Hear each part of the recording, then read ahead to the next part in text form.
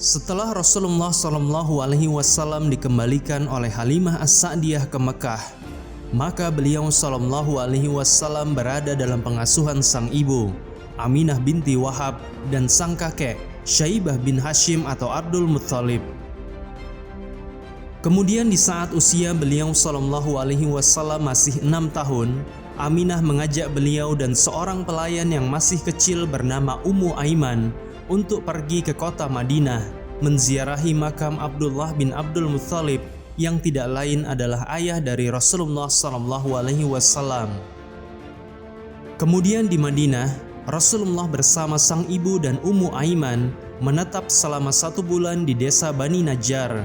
Rasulullah memang memiliki banyak kerabat di Madinah dari Bani Najjar, karena dahulu buyut Rasulullah SAW yang bernama Hashim menikah dengan wanita Madinah yang bernama Salma, hingga kemudian lahirlah anak yang bernama Syaibah bin Hashim atau Abdul Muttalib, kakeknya Rasulullah.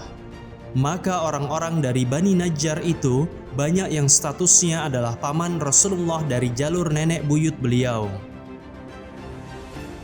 Setelah sebulan lamanya menetap di kota Madinah, maka Rasulullah bersama sang ibu dan Ummu Aiman pulang ke kota Mekah. Ketika sampai di daerah yang bernama Abwa, yaitu sebuah tempat atau kampung antara Madinah dan Mekah, Aminah binti Wahab sakit keras dan meninggal dunia. Peristiwa ini merupakan cobaan luar biasa yang dialami oleh Nabi SAW yang saat itu masih berusia sangat belia. Nabi adalah seorang yatim piatu di kala usia beliau masih 6 tahun.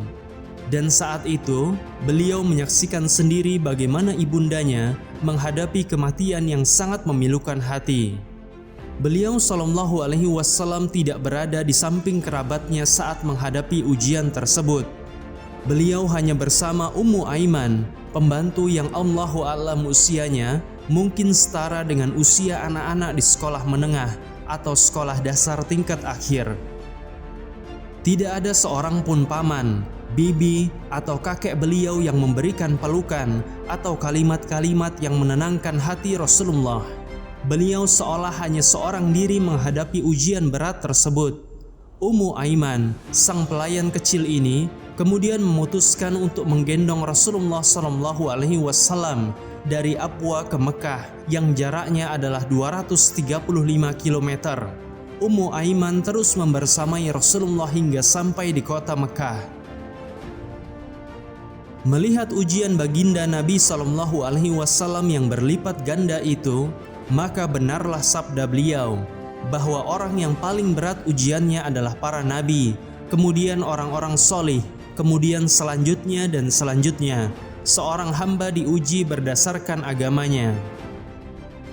Ummu Aiman, kebaikannya dalam menemani beliau SAW kala itu adalah satu dari banyak kebaikan yang tidak pernah Rasulullah lupakan. Ummu Aiman juga ikut dalam pengasuhan Rasulullah SAW hingga beliau menganggapnya sebagai ibu kedua dan bagian dari keluarga.